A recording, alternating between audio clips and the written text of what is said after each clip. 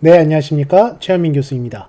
오늘은 여러분들이 제일 관심을 가질 수밖에 없고 필수적으로 알아야 될, 만약 내가 창업을 한다면 그 창업 자금을 어떤 식으로 진행을 하거나 준비를 해야 되는가, 여기에 대해서 한번 알아보도록 하겠습니다. 여러분들이 할 수 있는 최적의 측면의 이제 창업 자금은 종류별로는 정말 무궁무진합니다. 그 선택지도 되게 많고요. 네, 여러분이 할 수 있는 최적이라는 측면에선 청년 전용 창업 자금이 제일 좋은 방식입니다. 왜냐하면 여러분이 청년이니까요.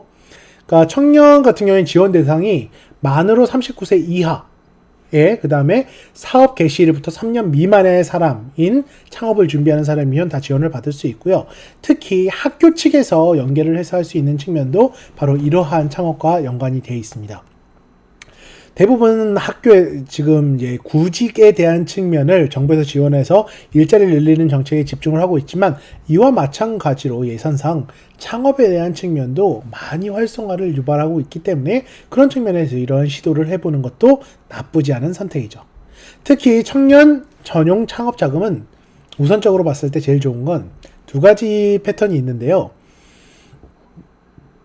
돈을 갚아도 되는 게 있고 안 갚아도 되는 게 있습니다. 그러니까 정확하게 말하겠군요. 지원금이 있고 투자금이 있어요. 그러니까 빌리는 돈이 있고 그냥 지원하는 금액도 있습니다. 둘 중에는 여러분이 어떠한 사업을 하느냐, 얼만큼의 돈이 필요하느냐에 따라 달라지긴 하겠지만, 개인적으로 처음 시작할 때는 지원금 위주로 접근을 하는 게, 왜냐?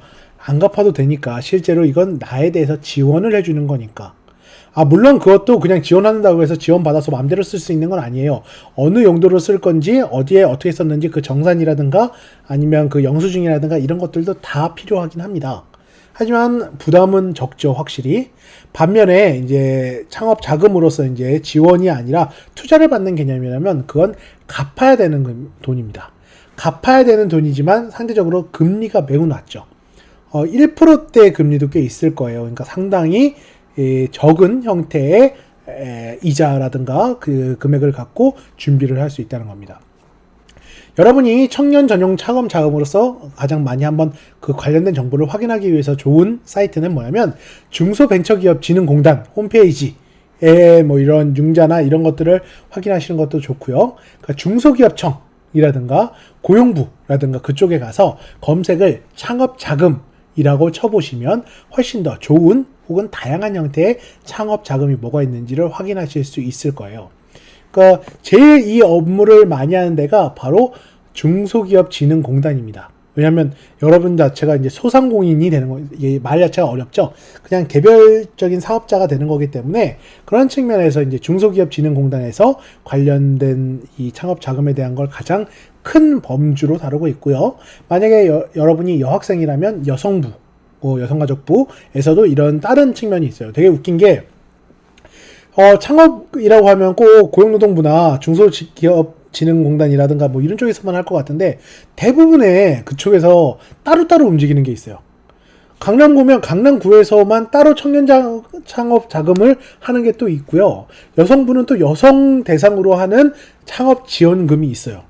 그러니까 본인이 그 연초에 얼마나 그걸 많이 조사해 놓느냐, 준비해 놓느냐에 따라 좀 달라집니다. 특히 이건 정부 예산이기 때문에 소진이 된다는 거죠. 그러니까 뭐냐면 1년치에서 언제가 제일 좋겠습니까? 연초가 좋겠죠. 연초에 예산이 들어오니까.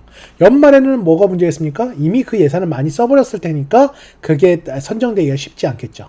그러니까 이런 것들이 좀 여러분이 조사해야 될 부분이고, 말 그대로 모든 형태의 창업 자금 관련된 건 우리가 지난 시간에 했던 사업계획서가 필수적인 측면이에요. 사업계획서가 필수적인 측면이기 때문에 이런 자금 융통을 위해서는 여러분들이 충분하게 사업계획서를 잘 만들어 놓을 필요가 있다는 걸 기억을 해주시기 바랍니다.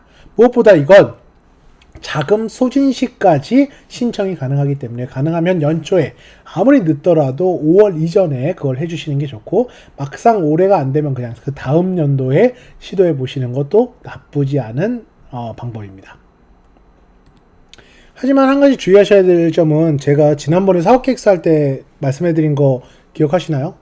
절대로 0인 사람보다는 10이나 15까지라도 무언가 했던 사람을 더 선호할 수밖에 없다는 거예요. 지난번에 제가 말씀드렸듯이 이번에 조건에서도 그런 게 있어요. 조금 전에 제가 만 39세 이하라고 했잖아요. 그리고 사업 개시 후 3년 미만이에요. 그 얘기 뭐냐면 그냥 0에서 지금 아무것도 없는 상황에서 내가 시작하겠습니다. 이것보다는 적어도 내가 1년이나 아주 소규모라도 무언가를 해왔다. 거기에 대한 증명이 필요하다라는 걸 의미하는 겁니다. 그러니까 여러분들도 이걸 꼭 생각을 해 주실 필요가 있고요. 이 융자 지원 같은 경우에는 보통 이제 퍼센테이지로 제가 아까 1%라고 했지만 지금 제가 옆에 있는 화면을 보시면 이렇게 나와 있죠. 연 2%, 지금 이건 2020년 기준이에요. 대출 한도는 1억 원 이내입니다. 그 다음에 운전자금, 시설 운전자금, 그러니까 어디에 임대를 한다던가 아니면 기계를 들여놓는다던가 이런 6년 이내에 그 기간으로 해줄 수 있다라는 겁니다. 예상보다 그러니까 시제품을 만드는데 돈이 드는 경우도 꽤 있기 때문에 그런 측면에서 우리가 이런 걸 고려할 필요가 있겠죠. 여기서 말하는 시설 운전자금은요, 조금 제가 구체적으로 설명드리면, 시설 자금은 생산 설비, 혹은 이제 공정 설치, 유통 및 물류 시설, 이런 것들에 대한 이 자금을 의미하는 거고, 운전 자금은 창업에 대한 소요 비용이라든가, 기업 경영을 위한 인건비라든가 이런 것까지도 같이 포함을 하는 거예요. 이런 측면에서는 대부분 아까도 말했지만 저금리라는 거, 그 다음에 융자 상환금, 그 다음에 여러 가지 기타 동료나 지원을 받을 수 있다는 점에서 나쁘지 않은 선택이라고 될 수 있겠죠. 이 측면 같은 경우엔. 마지막으로 필요한 점, 중소기업진흥공단 청년창업센터를 통해서 우리가 확인할 수 있고요. 무작정 가는 거 안 돼요. 그만큼 준비, 목적성이나 동기나 사업계획서에 대한 준비는 해야 되고요. 더불어 필요한 건 뭐냐면 여기에서 사업계획서를 구체화하는 형태의 교육이나 이런 것들도 많이 진행을 하고 있다라는 겁니다. 한 가지 더 얘기를 드리자면 이것 말고도 뭐 청년 창업 사관학교라든가 여러분이 창업을 하고 싶은데 뭘 어떻게 해야 될지 모르겠다라는 측면의 고민을 갖고 있는 사람에게 충분히 지원을 해줄 수 있는 측면의 교육이나 지원 방식도 나타나고 있다라는 거예요. 특히 여러분 학교 같은 경우에는 여러분의 선택교양 같은 경우에 창업과 관련된 측면이 아마 적어도 두세 과목 정도는 있을 겁니다. 이것도 역시 그러니까 쉽게 여러분이 생각하시는 것보다 쉽게 창업에 대한 연습, 시뮬레이션을 해보는 데 도움이 될 거라고 생각을 해요.